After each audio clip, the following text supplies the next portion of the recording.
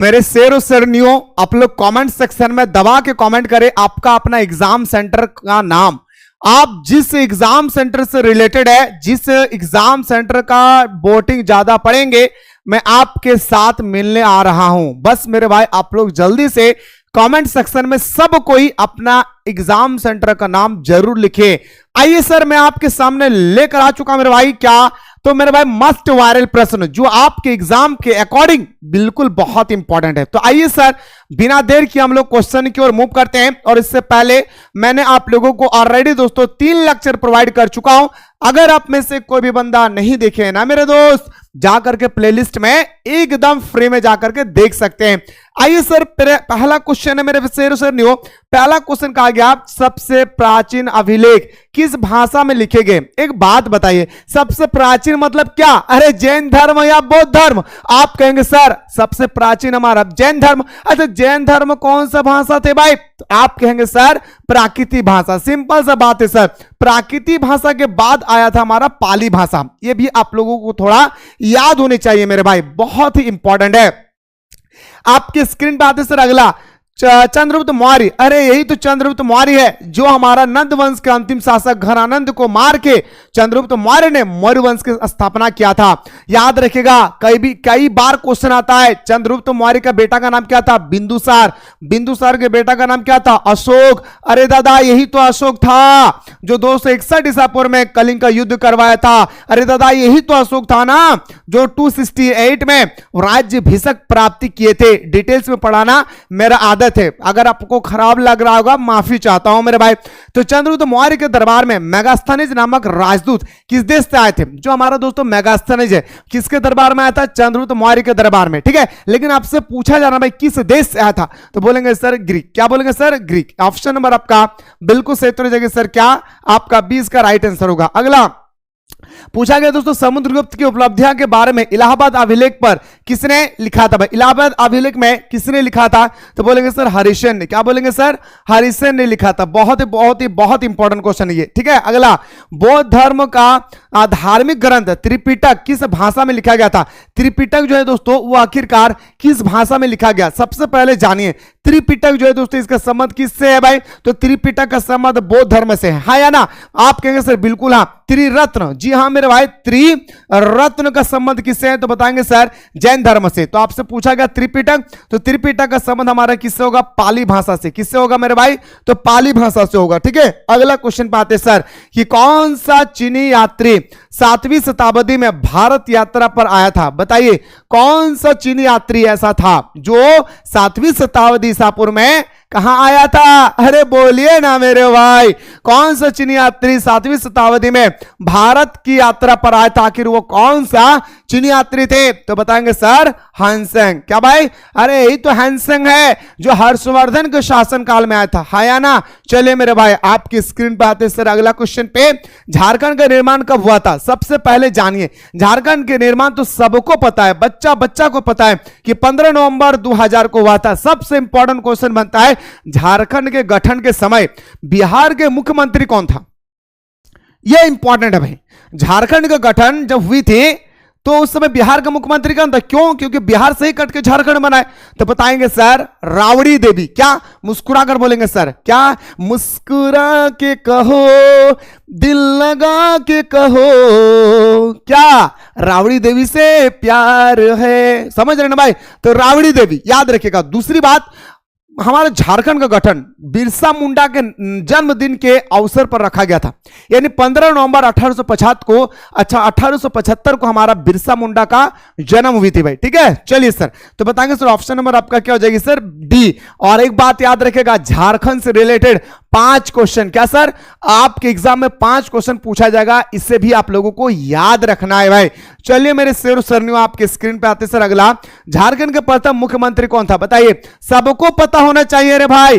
2 class के बच्चा को पता होना चाहिए, नहीं पता होगा तो कलंक है झारखंड में रहने के बावजूद भी आपका हमको पता नहीं भाई। तो बताएंगे सर बाबूलाल मरांडी, बाबूलाल मरांडी अभी किस पार्टी से रिलेटेड है भाई? बीजेपी। क्या बोलेंगे सर? भारतीय जनता पार्टी। अगला, किस स्थान को झारखंड का शिमला कहा जाता है? तो बताएंगे सर झारखंड का शिमला नेतरहाट को कहा जाता है। क्या मेरे भाई मौका मिले तो कभी जिंदगी में अपने वाइफ या अपने हस्बैंड को लेकर एक बार नेतरहाट जरूर विजिट करेंगे मेरे दोस्तों, आपको कश्मीर की याद आ जाएगी। खैर आइए अगला क्वेश्चन पे जाते सर। क्वेश्चन नंबर आपका 8 के बाद 9, आदिवासी महासभा का गठन कब हुआ था?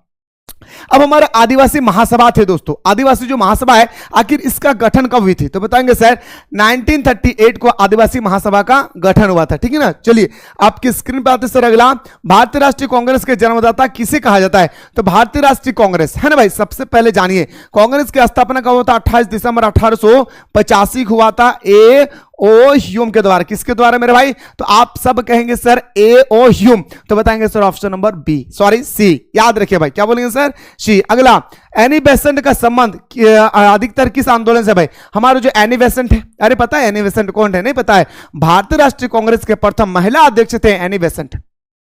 समझ में आ रहा दादा लोग? उम्मीद करियो रे भाई हमारे बहन कि तोहनी हमारे बतवा बुझल पा रही। दादा रे तोहनी से कहल गलो रे भाई कि एनी बेसेंट क्या लागू रे भाई? तो एनी बेसेंट के बारे में हमने जानबे तभी तो आंसर करबे ना रे भाई।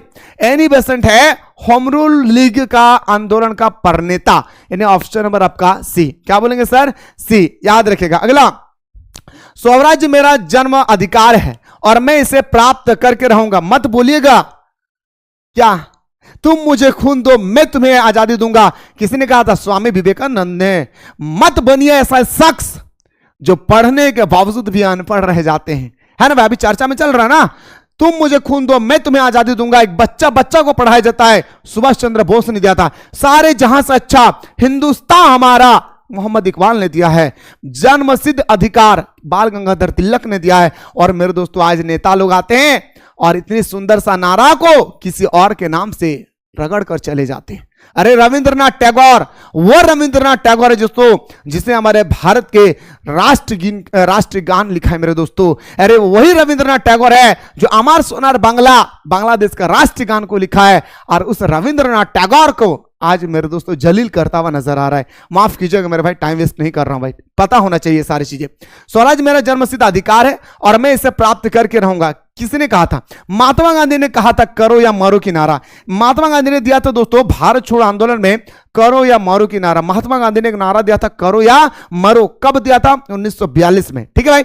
दूसरा क्वेश्चन यहां याद रखना है, महात्मा गांधी ने किस आंदोलन में दिया था? तो भारत छोड़ो आंदोलन में। ठीक ना। तो बताएंगे सर स्वराज मेरा जन्मसिद्ध अधिकार है और मैं इसे लेकर रहूंगा, ये बाल गंगाधर तिलक ने कहा था भाई। ठीक है। सुभाष चंद्र बोस ने कहा था क्या तुम मुझे खून दो मैं तुम्हें आजादी दूंगा। अगला क्वेश्चन पे आते सर, ब्राह्मण समाज के संस्थापक कौन थे भाई? फटाफट बताइए। क्वेश्चन नंबर 13, ब्राह्मण समाज के संस्थापक थे दोस्तों राजा राम मोहन राय। अरे राजा राम मोहन राय, ये वो राजा राम मोहन राय है मेरे भाई जिसने सती प्रथा को अंत किया था। सती प्रथा मतलब जान रहे ना भाई, लड़की को पकड़ के उसका हस्बैंड के चिता में जबरदस्ती जला दिया जाता था। याद रखिए दोस्तों ऑप्शन नंबर सी आपका राइट आंसर होगा। आपके स्क्रीन पे आते सर अगला, इंडिया विंस फ्रीडम, ये पुस्तक किसने लिखा?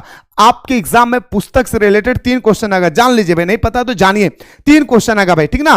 तो इंडिया विंस फ्रीडम लिखा है दोस्तों हमारा मौलाना अबुल कलाम आजाद। अरे यही तो मौलाना अबुल कलाम आजाद है जो हमारा भारत का प्रथम शिक्षा मंत्री थे मेरे भाई। अबुल कलाम आजाद भारत का प्रथम शिक्षा मंत्री थे। याद रखिएगा, education minister of the Abul Kalam Azad. अगला, गांधी जी द्वारा असहयोग आंदोलन का प्रारंभ कब किया गया? अब हमारा गांधी जी है, गांधी जी से रिलेटेड 2 क्वेश्चन आएगा भाई, जान लीजिए। 1917 में महात्मा गांधी ने चंपारण में आंदोलन किया था और इसका अंतिम आंदोलन है दोस्तों 1942 भारत छोड़ो आंदोलन। इससे पहले उन्होंने खेड़ा आंदोलन किया। क्या मेरे भाई? खेड़ा आंदोलन के लिए। जालियांवाला बाग हत्याकांड हुआ था। 1920 में हमारा असहयोग आंदोलन हुआ था। 1922 में असहयोग आंदोलन को वापस लिया गया था। 1930 में हमारा दांडी मार्च हुआ था। 1931 में क्या हुआ था आप लोग कॉमेंट कीजिएगा। 1931 में क्या हुआ था आप लोग कमेंट करेंगे, मैं ही सब कुछ बता दूं क्या? नहीं लाडला, आपको भी बताना पड़ेगा, तब मजा आएगा मेरे भाई। तो बहुत सारे आंदोलन हमारे महात्मा गांधी जी ने किया था। तो असहयोग आंदोलन का प्रारंभ कब हुआ था? तो बताएंगे सर 1 अगस्त 1920 को। कब हुआ था मेरे भाई? तो 1 अगस्त 1920 को महात्मा गांधी के द्वारा असहयोग आंदोलन को शुरू किया गया था। ठीक है, चलिए अगला क्वेश्चन पे आते सर। कौन सी रेखा झारखंड से होकर गुजरती है? तो बताएंगे सर कर्क रेखा। कर्क रेखा 8 राज्यों से होकर गुजरती है।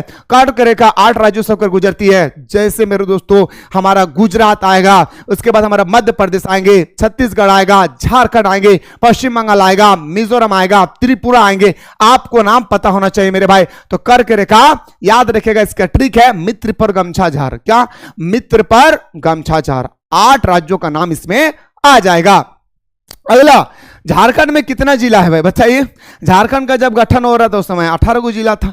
अब दुनिया डेवलपिंग किया तो झारखंड भी बड़ा होने लगा, झारखंड का भी दोस्तों डिस्ट्रीब्यूट होने लगा, तो जुड़ के दोस्तों अब हो गया हमारा कितना? 24 जिला। ठीक है, सबसे अंतिम में जुड़ने वाला जिला का नाम बताइए। और मेरे दोस्तों रामगढ़, क्या बोलेंगे सर? याद रखिएगा रामगढ़। ए भाई एक बात बोलूं भाई, ये जो रामगढ़ है ना, रामगढ़ ये भारत का नहीं, सॉरी झारखंड का सबसे छोटा क्या भाई जिला है।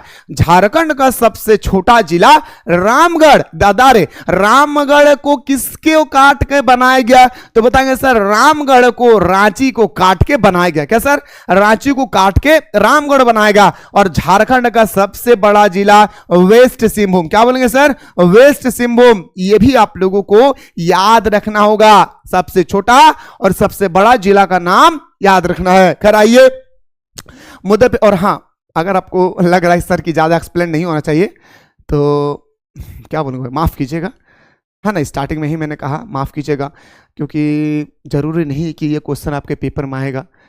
हो सके मेरे दोस्तों की इससे रिलेटेड जो मैं बता रहा हूँ उससे उठा के छाप दे। और ये एक ऐसा पेपर है जिस पेपर में आप दावा कर सकते हैं कि मैं 50 में 50 ला सकता हूँ। इसलिए आप लोगों को मैं रिक्वेस्ट करता हूँ कि अगर आप लोग PYQ भी देखना चाहते हैं तो आप लोग कॉमेंट सेक्शन में कॉमेंट करेंगे। मैं आप लोगों को PYQ 2024 का 3 शिफ्ट का क्वेश्चन, 2025 का 3 शिफ्ट का क्वेश्चन मैं आप लोगों को दिखाने की कोशिश करूँगा। मेरे दोस्तों जितना ज़्यादा हो सके आप लोग कमेंट करें, ज़्यादा कमेंट आएगी अंदर में ताकत आएगी, मैं आपको जल्द से जल्द बताऊंगा। ठीक है, आइए झारखंड में लोकसभा सदस्यों की संख्या कितनी है? सबसे पहले जानिए मेरे भाई, झारखंड में लोकसभा सदस्य है ना भाई। झारखंड में लोकसभा सदस्य की अगर हम लोग बात करें भाई, है ना भाई, तो झारखंड में लोकसभा सदस्य हमारा 14। ठीक है भाई, कितना है सर? 14। ठीक है, अगला, गठबंधन सरकार में सत्ता की साझेदारी होती है भाई। गठबंधन सरकार जब कोई 2 या 2 से अधिक पार्टी आपस में मिल जाते हैं तो गठबंधन सरकार बोलते भाई, है ना भाई। क्या बोलेंगे सर? गठबंधन सरकार बोलते हैं। तो बोलेंगे सर 2 या 2 से अधिक राजनीतिक दलों द्वारा गठित किया जाता है गठबंधन सरकार। अगला क्वेश्चन पे आते सर, संविधान सभा के अस्थायी अध्यक्ष कौन थे भाई? तो बताएंगे सर, मैंने आप लोगों को कहा था 3 आप लोगों को डेट पूरा याद रखना है। 9 दिसंबर 1940, 11 दिसंबर 1940 और 13 दिसंबर 1946। याद रखिएगा भाई, ठीक ना। 9 दिसंबर 1940, 11 दिसंबर 1940 और 13 दिसंबर 1940। 9 दिसंबर 1940 को अस्थायी अध्यक्ष डॉक्टर सचिदानंद सिन्हा की नियुक्ति होता है। संविधान सभा की पहले बैठक होती है। संविधान सभा का दूसरा बैठक 11 दिसंबर 1940, जिसमें हमारा दोस्तों अस्थायी अध्यक्ष है डॉक्टर राजेंद्र प्रसाद थे। लेकिन आपसे यहाँ पे पूछा गया अस्थायी अध्यक्ष, तो बताएंगे सर डॉक्टर सचिदानंद सिन्हा। दूसरी बात याद रखिएगा, 13 दिसंबर 1946 को क्या होता है? उद्देश्य प्रस्ताव। क्या बोलेंगे सर? उद्देश्य प्रस्ताव होती है। इस चीज को ख्याल रखिएगा, ठीक है ना। चलिए क्वेश्चन नंबर आते हैं सर अगला पे। ब्रिटिश राज्य ने बाजार का आकार बढ़ाने के लिए किस क्षेत्र का विस्तार किया? ब्रिटिश सरकार मतलब अंग्रेजों ने कहा कि बाजार को बड़ा किया जाए, तो किस क्षेत्र का इस्तेमाल किया? तो बताएंगे सर रेल लाइन बिछा दिया। और भारत में रेल लाइन पहली बार चला था 1853 को, मुंबई से ठाणे के बीच में लॉर्ड डलहौजी के शासनकाल में। ठीक है, 3 क्वेश्चन मैंने कहा, आप लोग अपने दिल के दरवाजे में बैठा लीजिए। स्वतंत्रता के पूर्व प्रति व्यक्ति आय की वास्तविक वृद्धि दर क्या थी? मतलब जब हमारे देश की आजादी हो गई भाई, हमारा देश जब दोस्तों फ्रीडम हो गया ना भाई, इसके बाद की कहानी आपसे पूछा जा रहा है कि प्रति व्यक्ति आय कितनी थी, कितना इंक्रीजेस हुआ? 0.28%। ठीक है ना। अगला देखिए, तृतीय पंचवर्षीय योजना मैं आपको पहले बताना चाहूंगा। पंचवर्षीय योजना से 2 क्वेश्चन आएगा पेपर में। मैं बोल रहा हूं, इसे सुन लीजिए, धीरे धीरे ही बोल रहा हूं, सुन लीजिए। प्रथम पंचवर्षीय योजना 1961 से प्रथम पंचवर्षीय योजना 1951 से 1956 के बीच में हुआ था। प्रथम पंचवर्षीय योजना हमारा हैरोल्ड डोमर मॉडल पर आधारित था। प्रथम पंचवर्षीय योजना में हमारा कृषि को प्राथमिकता दिया गया था। दूसरी पंचवर्षीय योजना 1956 से 1961 के बीच में हुआ था। दूसरी पंचवर्षीय योजना में उद्योगों पर प्राथमिकता दिया गया। द्वितीय पंचवर्षीय योजना में 3 स्टील प्लांट का निर्माण हुआ था। भिलाई स्टील प्लांट जो छत्तीसगढ़ में है, राउरकेला स्टील प्लांट जो उड़ीसा में है, और बोकारो स्टील प्लांट। और क्या है मेरे भाई, तो बोलेंगे सर बोकारो स्टील प्लांट। क्या है मेरे भाई, तो बोलेंगे सर बोकारो स्टील प्लांट। ये कहाँ है, तो बताएंगे सर आपका दुर्गापुर स्टील प्लांट। ये कहाँ है, पश्चिम बंगाल में, ठीक ना। ये 3 प्लांट का निर्माण हुआ था, ठीक है। और किस देश का सहयोग से बना है ये भी आपको पता होना चाहिए। लेकिन मेरे भाई सबसे इंपॉर्टेंट बात आता है कि झारखंड में जो स्टील प्लांट का निर्माण हुआ था, वो झारखंड का स्टील प्लांट जो थे वो कौन सा पंचवर्षीय योजना के तहत निर्माण किया गया था, तो बताएंगे सर वो होगा आपका क्या, तो बताएंगे सर तीसरी पंचवर्षीय योजना के तहत।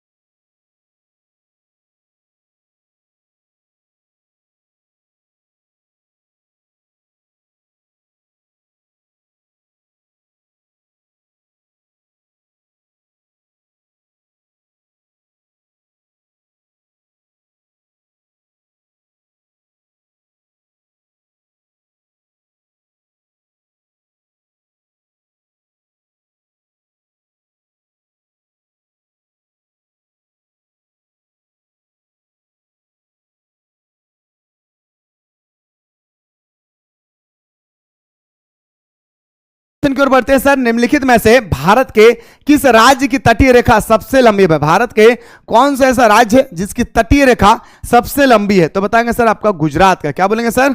गुजरात का। अगला है सर, निम्नलिखित में से भारत के इस राज्य में शीतकालीन में मानसून होता है? शीतकालीन मतलब ठंडी के दिनों में देखा जाए तो बारिश होता है। ठंडी के दिनों में कहां बारिश होता है भाई? तो देखेंगे सर तमिलनाडु में। कहां पे? तमिलनाडु में। अगला, नंदा देवी हिमालय के किस श्रेणी की चोटी है भाई? नंदा देवी पढ़े ना भाई, पर्वतीय चोटी। नंदा देवी दोस्तों है कहां का? तो बताएंगे सर कुमायूं हिमालय का। क्या बोलेंगे सर?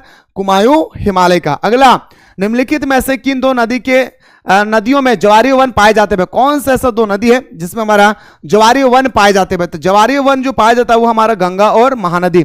और भारत का सबसे लंबा नदी गंगा, भारत का सबसे चौड़ा नदी ब्रह्मपुत्र, और भारत का सबसे प्रदूषित नदी यमुना नदी। ठीक है ना। अगला क्वेश्चन बात करते हैं सर, किस मिट्टी में लौह तत्व अत्यधिक होता है भाई? किस मिट्टी में लौह तत्व जो है सबसे ज्यादा होते हैं भाई? कौन सा ऐसा मिट्टी है जहां पे लौह तत्व जो है सबसे ज्यादा होता है? तो बताएंगे सर लेटराइट मिट्टी में। कहां पे? लेटरामाइट मिट्टी में भाई। याद रखिएगा सबसे ज्यादा खेती 70% खेती दोस्तों जलोढ़ मिट्टी में होती है, याद रखिएगा। निम्नलिखित में से, और हाँ एक बात बताइएगा, जलोढ़ मिट्टी को दो भागों में बांटा जाता है, एक खादर एक बांगर। एक होता है बांगर, एक होता है खादर। बताइएगा पुराना बांगर को क्या कहा जाता है? सॉरी, पुराने जलोढ़ को क्या कहा जाता है? और पूरा नया जलोढ़ को क्या कहा जाता है? बांगर या खादर? कमेंट में बताइएगा। आपकी स्क्रीन पर आते सर अगला, निम्नलिखित में से भारत के किस राज्य में सर्वाधिक वर्षा होती है? भारत का वो कौन सा राज्य है जहां पे सबसे ज्यादा वर्षा होता है? मेघालय। मेघालय में भी कहां? तो बताएंगे सर मशीन राव में। ठीक है, ऑप्शन नंबर सी इसका राइट आंसर होगा। अगला, रामकृष्ण परमहंस किसके गुरु थे भाई? रामकृष्ण परमहंस जो थे दोस्तों वो आपसे पूछा गया कि आखिर किसके हमारे थे क्या गुरु? तो बताएंगे सर स्वामी विवेकानंद। किसका भाई? स्वामी विवेकानंद। अगला क्वेश्चन पे बढ़ते हैं सर। क्वेश्चन नंबर आपकी स्क्रीन पे भाई, आपकी स्क्रीन पे आते सर अगला, सबसे प्राचीन वेद क्या है? ये क्वेश्चन तो कंफर्म है क्या आएगा, थोड़ा सा इसके बारे में पूरा डिटेल्स जानिए। वैद का मतलब क्या होता है दोस्तों? ज्ञान। क्या बोलेंगे सर?